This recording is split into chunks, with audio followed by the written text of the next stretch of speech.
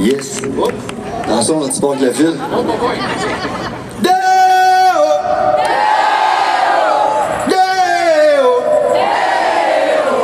Did I come back? They won't go.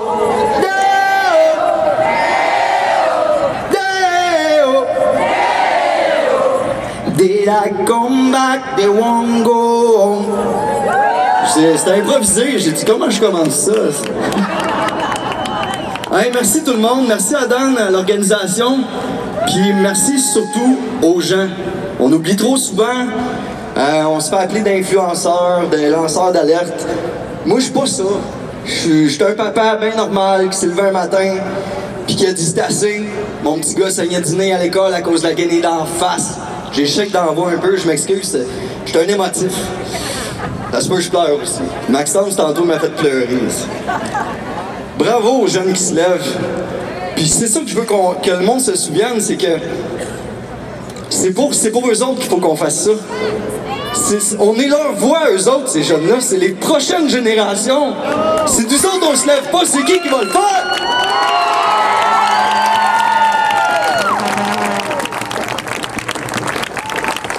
C'est ça. Avec Témoigner pour briser le silence, c'est ça notre mission. Puis c'est pas juste moi qui est derrière ça, il y a Mimi qui est là, il y a Noémie aussi, Myriane, tout le monde, il y a plein de monde qui sont derrière ça. Puis c'est de vous donner la parole à vous autres, c'est ça qui est important. Il y a tellement de gens qui ont souffert de ces 2 années-là, 2 années et demie-là, puis c'est ça qu'il faut dénoncer. À chaque semaine, je reçois au-dessus de 50 témoignages des effets secondaires de la vaccination. Pas une estie de fois que les médecins vont dire que ça peut avoir rapport avec ça. Gang d'estis de vendus! Il y a des enfants qui souffrent de ça! Excusez, je m'emporte. Je suis un émotif, hein, je l'ai dit. On va finir... Chacun de nous est important. Chaque petit geste compte. Puis soyons le reflet de ce qu'on veut voir dans le monde. Cessons la haine. T'aimes pas un gars, t'aimes pas un influenceur, écoute-les pas, esti, c'est tout. Arrête de diviser. On est beau de par nos différences, de par notre diversité au Québec, au Canada. Acceptons-nous les uns les autres. Apprenons les uns les autres. Je vous aime, je vous remercie. Merci de me donner la parole, Estienne, moi là, le petit papa normal. Merci Sébastien. Moi, merci toi! Hey Sébastien, je te remercie d'avoir été mon premier frappeur dans l'équipe Blé. Oh yeah! OK, hey, on a gagné à cause de toi. on le dit au monde. Alors, on fait des blagues. Merci. Ben, j'ai appris à te connaître dans ce tournoi de balles données de la Fondation. Merci d'avoir participé. La prochaine oratrice, Mylène Hébert, que je connais pas. Donc, on va la découvrir, mesdames et messieurs. Moi, je la connais. Ah oui, Mimi. Hey, salut tout le monde, j'espère que vous allez bien. Moi, je me suis... Yes, merci d'être là. Je me suis levée pour la primauté parentale. Ceux qui ne me connaissent pas, je suis une survivante de trafic sexuel d'enfants à l'âge de 12 ans. S'il te plaît, c'est important. Il y a des informations qui vont sortir prochainement. On a besoin de tout le monde. C'est très grave qu'est-ce qui se passe. Il y a des aberrations que j'entends à tous les jours encore. Ça n'a jamais changé. La commission Laurent, ça a été de la poudre aux yeux. Ce qui se passe au sein de la DPJ, on demande une enquête criminelle. OK, là, ça suffit. Nos enfants, là, on va veiller au grain ensemble, collectivement. Puis on va les mettre à la porte, pas à peu près avec un beau petit coup de pied dans le cul parce qu'on en a ras-le-bol. Fait que je vous invite personnellement à vous lever le 1er octobre prochain, pardon. Ça va se passer à l'Assomption, dans le comté de François Legault. L'événement s'appelle Dehors la CAQ. Êtes-vous d'accord? Yeah! On va être là! On va être là! Dehors la CAQ avec toutes vos espèces d'idées corrompues. On n'est plus capable, on n'a pas besoin de ça. Nous autres, on est là ensemble, on se tient, puis on va protéger nos aînés, nos plus vulnérables. Est-ce que vous trouvez ça normal que ce soit des victimes qui se lèvent pour protéger les enfants, les aînés, les plus vulnérables? Moi, je trouve pas ça normal. Il y a des gens qui sont payés pour faire ça. Levez-vous!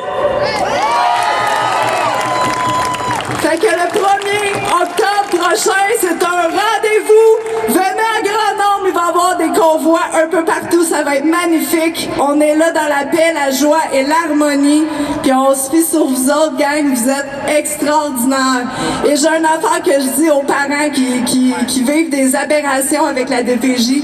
Arrêtez de douter de vous. Vous êtes des bons parents, puis c'est pas vrai qu'il y a juste des mauvais parents au Québec. Ça suffit! Merci tout le monde, je vous aime! Mylène Hébert, mesdames et messieurs. Merci, Mylène. Merci, Mylène. J'ai eu un flash comme ça a popé dans ma tête. Comme ça arrive souvent le matin.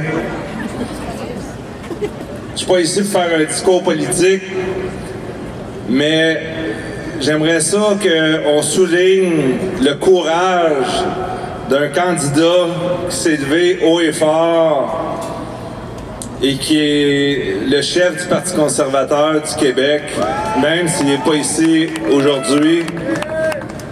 Éric Duhaime, pour des raisons stratégiques, garde ses distances de la résistance.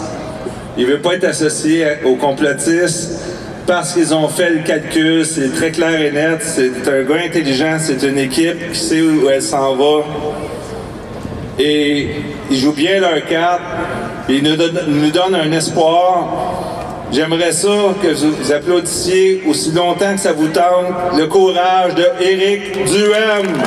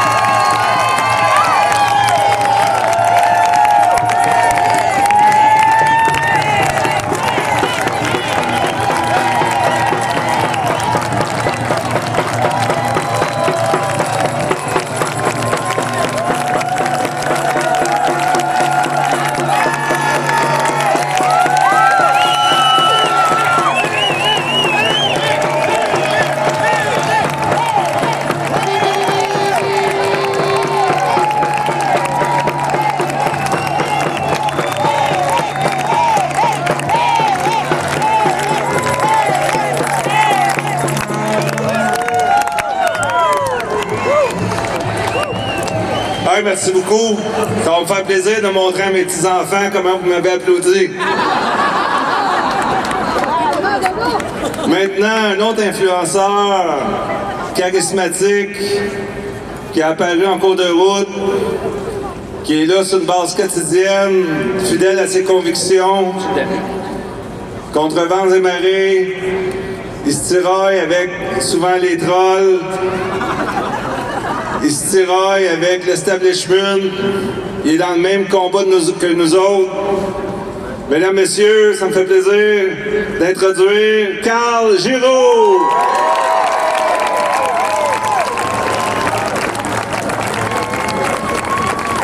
Wow! Incroyable énergie ici aujourd'hui. On fait ça un petit... ça fait longtemps que je l'ai pas entendu. Un petit liberté, liberté, les amis, let's go! Liberté! Liberté! Liberté! Liberté! Liberté! Liberté! Liberté! Liberté!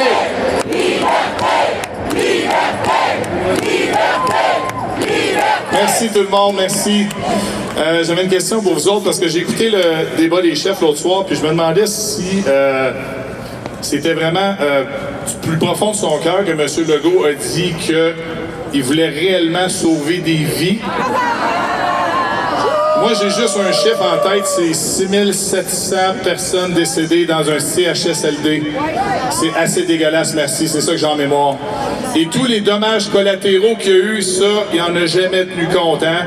On a tout enfermé tout le monde, sans jamais tenir compte, peut-être des dépressions qui ont causé, des suicides, des divisions dans les familles, des chicanes dans les familles. Il y a des gens qui ont pleuré, que ce soit autant dans mes bras, dans les bras de tous les influenceurs, des blogueurs, je suis convaincu. Toutes les histoires que je peux entendre à chaque semaine, j'ai des gens qui m'écrivent dans mon messenger personnel des histoires atroces. Sébastien, même affaire, Sébastien, il y en a à la tonne dans sa page témoigner pour briser le silence. J'ai une petite histoire à vous conter parce que c'est une histoire qui est hyper touchante pour vous dire que les dommages collatéraux, c'est vraiment réel. Il faut croire que François Legault, il s'en rend pas trop compte de sa tour d'ivoire de millionnaire. L'hiver passé, dans une manifestation, il y en a peut-être qui ont déjà entendu mon histoire, mais je trouve que c'est hyper touchant, parce que je vais y aller vraiment dans ce sens-là. J'étais à mon camion à vendre des t-shirts libre-choix. J'ai une personne qui est venue me voir, elle dit « Carl, est-ce que je pourrais te parler? C'est vraiment important. » Fait que j'ai dit « OK ». Je suis allé sur le côté de mon camion. Elle s'est mise à pleurer. Elle m'a dit « Carl, tu m'as sauvé la vie. » Je vais être honnête avec vous, c'est bizarre quand les gens me disent ça. J'y croyais pas au début, mais ça a l'air que c'est réellement vrai.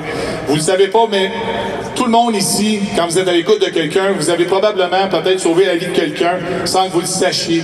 Donc, c'est important d'être à l'écoute de son prochain. Cette personne-là s'est mise à pleurer, elle m'a dit, Carl, elle dit, avec toutes les mesures qui est arrivées cet hiver, elle dit, j'ai touché le fond, puis elle dit, je voyais plus d'espoir. Puis là, ils ont commencé à enlever certaines mesures. Elle a pu commencer à sortir, à aller dans les restos. Puis quand ils ont annoncé avant Noël qu'elle allait toutes nous enfermer comme des chiens, sans pouvoir aller voir nos familles, au lieu de ça, c'est plutôt donner des tickets de 1600$ parce que tu n'as pas le droit d'aller voir une personne ou que tu sois vacciné ou non-vax. C'est inacceptable. Donc, la personne, elle me dit, Carl a dit, quand ils nous ont renfermés à Noël, elle m'a dit, j'ai touché le fond, c'était trop pour moi. Elle dit, un soir donné, elle dit, j'ai pris mes 2 enfants, je suis allé les porter chez ma mère, je leur ai fait mes adieux. Je suis retourné chez moi, elle me dit, avec mon travail, elle dit, j'ai accès à des produits toxiques, elle dit, j'ai préparé 3 seringues. Elle dit, j'étais prêt à m'injecter ça, puis j'allais mourir, c'était sûr. Elle dit, j'ai entendu une notification sonner avec mon cellulaire. Je sais pas pourquoi, elle a eu l'instinct d'aller voir. Elle dit, c'est un live avec toi et Sébastien qui avait parti.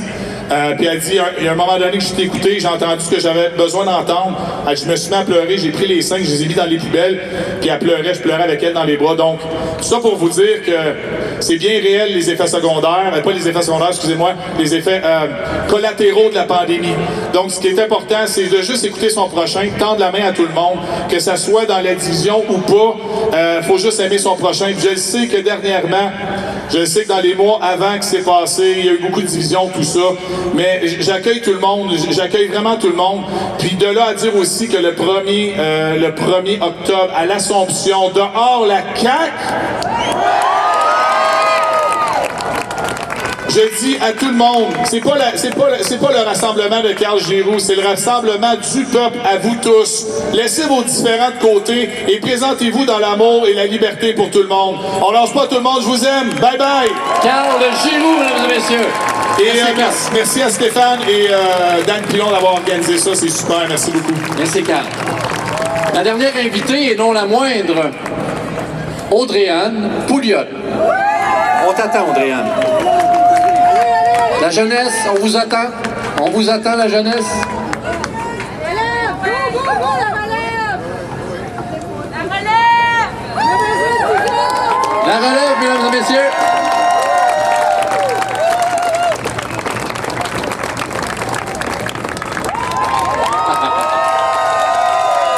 Let's go, guys. Let's go. OK, c'est la dernière, là. Let's go. Oh, come on. On applaudit les jeunes d'être là. C'est très bien. Hello! Est-ce qu'il y a de la jeunesse ici? S'il y a de la jeunesse, faites le plus de bruit possible!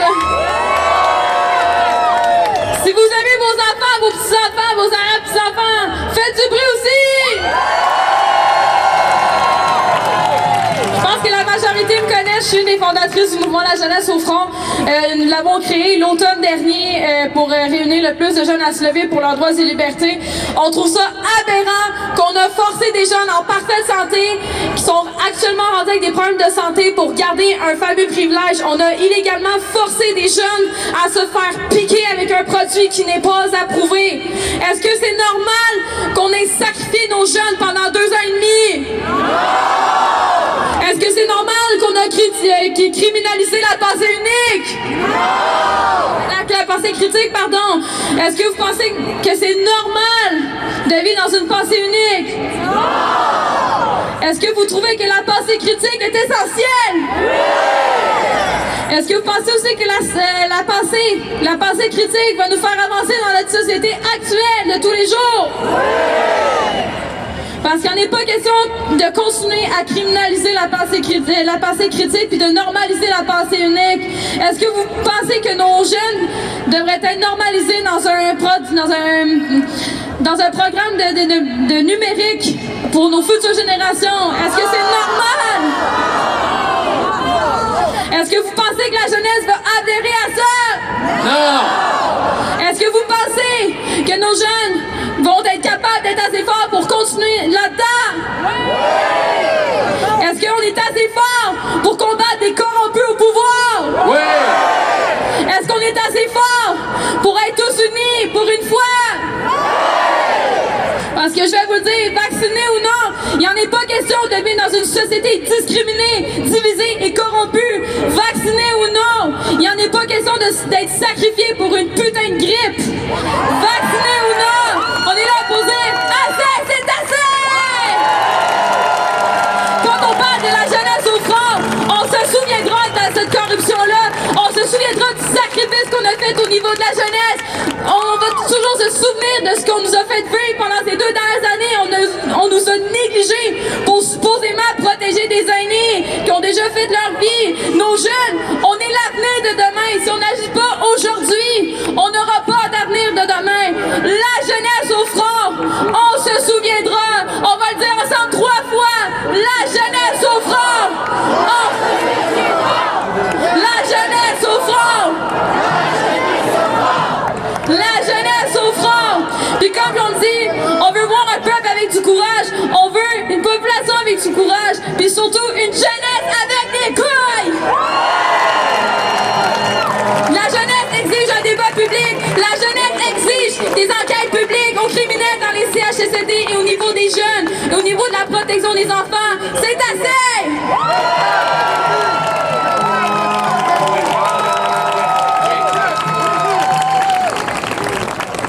Puis les jeunes, est-ce que vous êtes tannés de ça? Vous êtes vraiment tannés? Ensemble, on va le dire ensemble, la jeunesse au front, le plus fort possible. 1, 2, 3, la jeunesse au front! Une deuxième fois, 1, 2, 3, la jeunesse au front! Dernière fois, la jeunesse au front!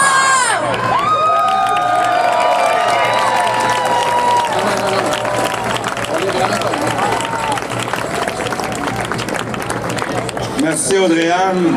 Merci Audrey-Anne. C'est le fun d'avoir des jeunes, des beaux jeunes. Oui, on est vraiment contents. On applaudit ces beaux jeunes. Yes! On en a un vieux là, qui veut parler. Là. Il s'appelle Marangé. Ronald Marangé. Merci Ronald. Ronald, il veut faire... On t'agace Ronald. On dit que t'es vieux, mais il y t'es a un jeune. registre avec beaucoup de signatures pour une enquête criminelle. Il va nous expliquer ça en 1 minute. Bon, 1 minute, Ronald. OK, on close ça. Vas-y Ronald, tes impressions. Merci, Dan. Je vois un peu fort, il y a dur d'oreille. Allô, tout le monde? Je suis Ronald Marangé, je suis le fier fondateur du groupe SOS Québec. On a 22 000 membres à travers le Québec, c'est des gens d'action. Je tiens à remercier tout le monde qui sont ici aujourd'hui pour avoir signé la fameuse demande d'enquête criminelle. Qu'est-ce qui s'est passé? Les enquêtes publiques, on le sait, ça coûte la fortune, ça sert à rien que des recommandations qui ne sont pas suivies. Une enquête criminelle, c'est un autre paire de manches. Il n'y a personne de nous autres ici qui voudrait être cité pour crime contre l'humanité ou même génocide dans les CHSLD. Il y a des noms qui ont été donnés. Je remercie énormément les gens qui se sont portés pour témoigner, pour nous apporter des témoignages. Avec une équipe, on a rempli un dossier de 400 000 pages qui a été déposé devant la Cour pénale internationale et c'est ici, c'est mon équipe qui l'a fait.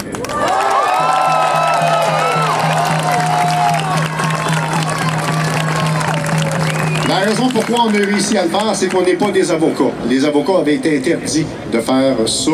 C'est 2 ans de travail acharné de 7 personnes qu'on l'a fait pour l'amour de l'humanité. Parce qu'on vous aime qu'on l'a fait.